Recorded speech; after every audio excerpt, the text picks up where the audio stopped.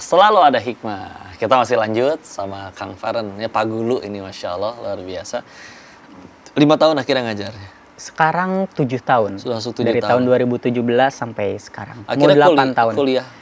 Guru Kuliah, juga nggak? iya. Jadi dulu tuh kan orang-orang biasa kuliah dulu baru ngajar ya. Ini mah udah terjun duluan. Jadi ngajar dulu 2017 dengan kesadaran bahwa mendidik anak usia dini itu bukan cuma sabar.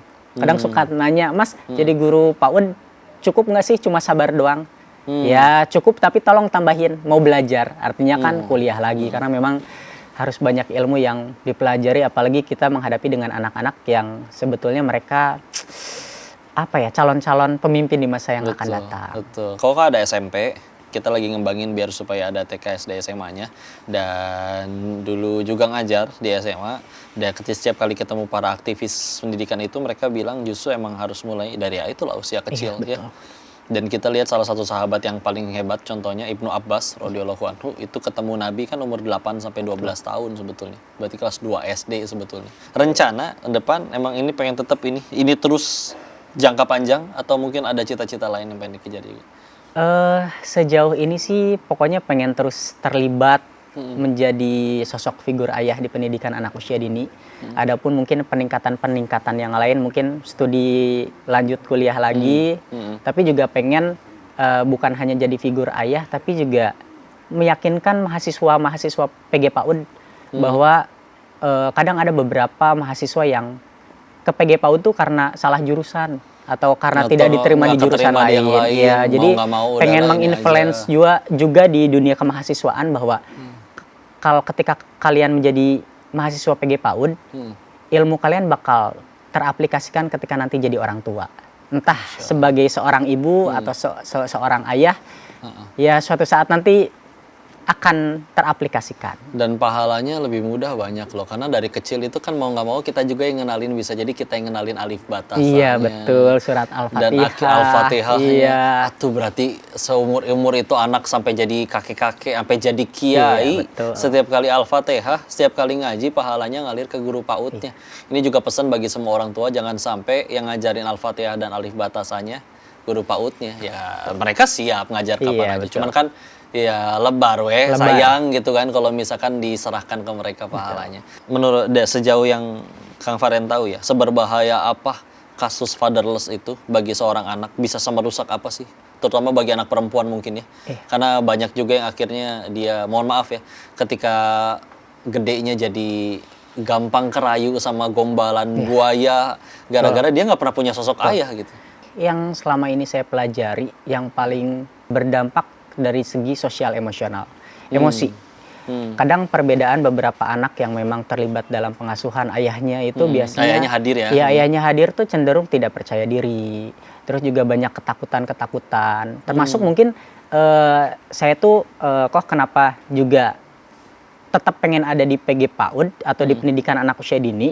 Saya tuh dulu waktu kecil ya itu ayah dan ibu saya jauh dan saya nggak tahu membangun karakter saya sejak usia anak-anak tuh dari siapa, paling dari nenek gitu. Cuma dari nenek aja, dan saya pengen anak-anak di masa yang akan datang tuh tidak mengalami apa yang seperti saya alami. Jadi seandainya misalkan mereka tidak mendapatkan figur ayahnya di rumah, sekolah adalah rumah kedua bagi mereka, dan saya siap menjadi ayah kedua bagi mereka untuk memenuhi figur itu. Dan sejauh ini gimana nemenin anak TK itu? Pernah nemuin kasus-kasus yang misalkan mohon maaf ya, mungkin dia juga tahu-tahu murung terus karena didapati mungkin ya dia ngalamin mungkin entah di rumahnya ada KDRT kah atau ayahnya emang nggak pernah hadir kah dalam kepengurusannya? Ada kok, banyak. Justru kadang satu hal itu yang bikin saya menguatkan diri untuk tetap berada di pendidikan anak usia dini. Beberapa tahun yang lalu itu KDRT kok. Jadi mempengaruhi terhadap dipukul sama ayahnya gitu atau gimana? Lebih ke arah melihat orang ibunya dipukul oleh ayahnya. Sehingga tiba-tiba ada perubahan emosional yang drastis, yang biasanya ceria dia tiba-tiba murung. Kita kan sebagai guru nanya secara tidak langsung, anak tuh jujur, anak TK tuh jujur, akan apa yang dia sampaikan gitu. Pak Faren, aku lihat ibuku dipukul dan lain-lain. Jadi kan itu juga mengganggu keharmonisan anak, yang sehingga anak-anak tuh berpikir iya rumah itu bukan tempat mereka untuk tumbuh gitu. Jadi sekedar singgah saja karena ketidakkuatan melihat realita kan. Terus yang kedua juga ada satu kasus yang bikin saya terenyuh tuh, yang kebanyakan memang beberapa yang broken home. Terus juga yang kedua tuh adalah dia ketika kelas A ayahnya ada. Saya kagum banget, setiap hari ayahnya yang nganterin. Karena kan suatu pemandangan yang langka ya, Iya, ayahnya terlibat dalam antarjemput. pengasuhan ngantar jemput.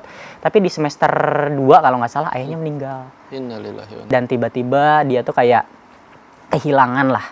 Tapi kalau sekolah dia antusias, excited. belajarnya Iya, semangat. karena ya saya ngerasa bahwa saya memenuhi figur ayah itu di sekolah. Kan namanya pendidikan anak usia dini, kita kadang kan belajar tentang keluarga tuh. Otomatis Iya. kan saya juga kadang bukan ngerasa bersalah, kayak tersentuh tuh ketika siapa yang sayang ayahnya, aku yang sayang ibunya. Tapi ketika satu kondisi, Papa Ren tapi ayah aku mah udah nggak ada Ya Allah, gitu. Terus nah. nggak apa-apa, di sekolah masih ada Pak Faren, ayah kamu boleh kesini kapanpun kalau Cerita perlu, apa ya aja. cerita apapun. Dan sekarang udah SD gitu. Dan itu yang selalu membuat saya betah di pendidikan anak usia dini, karena mungkin ya perlu lah bagi mereka gitu. Masya Allah, tuh pemirsa, alhamdulillah ini hikmah yang luar biasa. Mudah-mudahan semua ayah yang nonton pada hadir ya kepada anak-anaknya. Kita akan tanya hikmah lebih banyak lagi dari Pak Guru Valen ini, Masya Allah. Alhamdulillah, jangan kemana-mana, tetap di Sah, selalu ada hikmah.